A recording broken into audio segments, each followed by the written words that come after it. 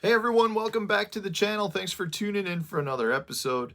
Today's is a fun one. We are going to do some Christmas gift building. That's right, building. We're going to build rods for both of my two boys. A while ago, months ago, I sat them down on the computer and we went to mudhole.com and I took them over to the CRB Color Series rods. So they've got a whole bunch of different rod blanks that are produced in an array of colors. I'm telling you, probably 15 different colors. I may have that wrong, but it's a whole pile of different rod colors. And I said, guys, if you could build any rod, how would you want it to look? So at that point, the rods that they picked out, in this case, Duke picked out this red one, Hank picked out a blue one, and then we went through everything. We went through the reel seats and picked out what components they'd want to put on the rod. Well, at that time, they didn't know why we were doing it. We were just doing it because it was fun to sit down and go through, the computer and pick out some components. But what I went ahead and did was ordered all of those components with the idea that I would build them a gift for Christmas. Now, I'm doing it for a couple of reasons. One, I think it'll be good. It'll give them some ownership of their own rods because they're always fighting over my rods. And my rods are all built to be high-end competitive rods. So I don't have a bunch of like low-end rods sitting around that we can use for bluegill fishing or fishing down by the river and catching carp. And because of that, I've had a few rods get broken this year because as we all know, when you're dealing with a 4-year-old and a 6-year-old, they like to throw their stuff all over the place. They like to step on them. They just don't take great care of them. So, after having one of my really nice rods get broken over the summer, I thought I gotta get them some rods of their own. So that's where this idea came from. On the website, they've got so many different colors. These are gonna be perfect. These are 5.5 foot light action rods. So these are just complete noodle sticks, but they're gonna be perfect for catching bluegill and crappie, which are some of the things they love to do. And for them to have their own rods, it's gonna keep them separate. They're not gonna fight over all the rods. And it just is something easy to do. In this case, these blanks retail for about 28 bucks. So you're talking about with the components and everything put on it, you're building these for under $40 each. The nice thing about these rods, I don't have to take the same intensive care and deal with the specs. In this case, I just went ahead and got some of the CRB spinning rod guide kits. So in this case, you just order the kit. It comes with all of the different guides that you need based on the length of your rod. So, in this case, these are 5.5 foot rods. So, on the back, it gives you the spacing that you want to provide. It's just really a simple process. These rods don't have to be perfect. They are going to be abused. They are going to catch hundreds and thousands of bluegills. They're going to get stepped on and bashed. So the whole point here is to have a nice little project to do, to give them rods of their own so that when we go fishing, they're going to have a ball. And I'm looking forward to this. I don't think this rod's going to take that much time. In both of these cases, I've got all the same components in basically just different colors. We're just going to mount our spinning reel seats. We've got a couple of nubbins to throw on them. And then we got to put the guides on. But when you're talking about, how many do we got in here? You're talking about 7 guides probably going on. It's going to be a pretty straightforward process. So right now, we're going to get everything glued up and get it ready to go so that I can throw guides on it tomorrow. Well, let's get started. This is going to be a fun rod build. Generally speaking, I would start by finding the spine of the rod blank, but I'm going to skip that step for both of these blanks. And I'm just going to move forward to marking out the spacing of the guides as well as finding where I want to put the reel seat.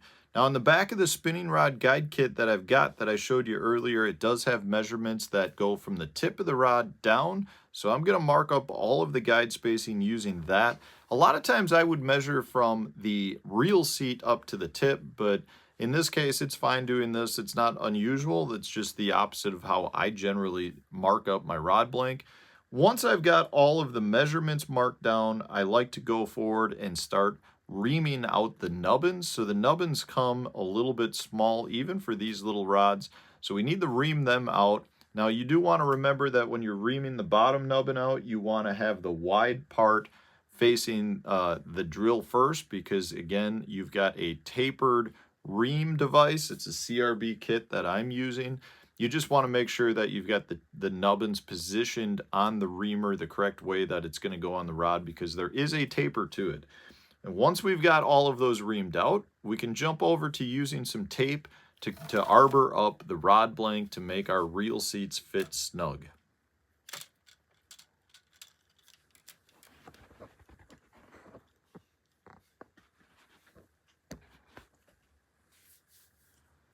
Once we've arbored those up enough, we can take our 2-part Pro Paste epoxy. We're going to mix those together really well to create a very good glue that's going to take a few hours to harden. I'm going to really slather it on pretty good because, again, I want to make sure that these hold up to the abuse that both of my little boys are going to put them through. And once these are dried, we can come back and start working on threading our guides. Well, we've got everything gluing up. I'm going to give this a few hours to sit. I'll probably come back and start doing the thread work tonight when the kids are in bed. I don't want them to see me doing it. I'll get both of them threaded up, then put them in the dryer probably tomorrow night so that they can dry overnight and they won't see them. But anyways, that's where we're at. Not necessarily the most beautiful looking rods, but hey, if they picked them out, we'll easily know whose is whose, and they're going to be pretty excited about it. So we still got some work left to do, but for right now, we're going to let those dry.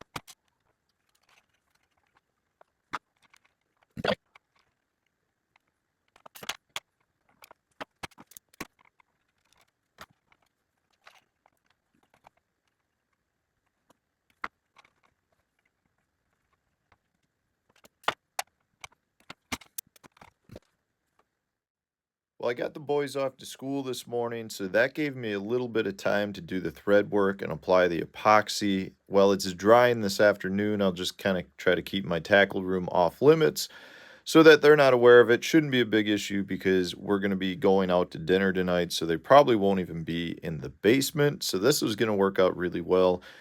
Both the thread work actually turned out pretty good. I was a little concerned. Duke said he wanted a candy cane rod with some Christmas green in it, so it really looks pretty decent. We went with the white thread on top of the red rod, and then Hank said he wanted an all blue rod, so we put a little bit of an accent blue thread work on it. Should turn out really good. I'm actually pretty impressed with both of these. So now all we got to do is apply the 2-part epoxy onto the guides, onto the thread to just lock everything in. Very simple process. Again, it's just an even pour of part A and part B, and you're going to just mix it up and slowly apply it onto the guides. This whole process has been a very simple, inexpensive process. I think all the components for both rods were under $100. It's taken me maybe an hour and a half of my time to put both rods together, and obviously there's some drying time mixed in, but my actual working time on both rods has been under an hour each, so you're looking at under 2 hours for both. The 2 finished rods, we've got both of these ready to get wrapped. We'll put them by the Christmas tree. They turned out really, really well. I think the kids are gonna love them. Hank wanted all blue. We got all blue. Duke wanted a candy cane Christmas rod, so we got a little bit of green with some white threads on the red blank. They turned out really, really well.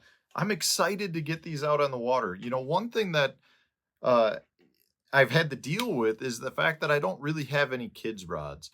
And every time I take the kids out in the boat, they're fighting over some of the blanks that I've built, which are tournament grade rods. They are high quality rods.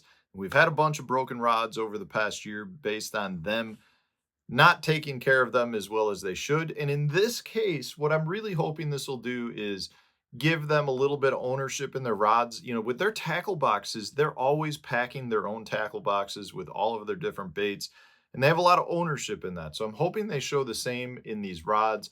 It also will prevent them probably from fighting over the rods. And I think it just will encourage them to get out in the boat with me, catch a bunch of bluegill, catch a bunch of crappie this spring, which is always something special for me and something that I like to do, and get them out on the water because I think that's important as well. I'll put all of the component parts that I use to build these rods in the video description. They're all from mudhole.com, just like all of the other build to catch videos that I do where I build my own rods and show you how to use them. I'm excited to get these out. I'm a little disappointed that I have to wait for several more months before we have open water, but at the same time, I'm excited to put these under the Christmas tree and see their faces when they open up the packages. So I'm going to wrap them up and get them upstairs, put them by the tree, and they'll have to wait for a couple more weeks to open them. So thanks for watching, guys. If you enjoyed this video, hit the like button, subscribe to the channel if you haven't done so already, and stay tuned. We'll have a new video coming out tomorrow.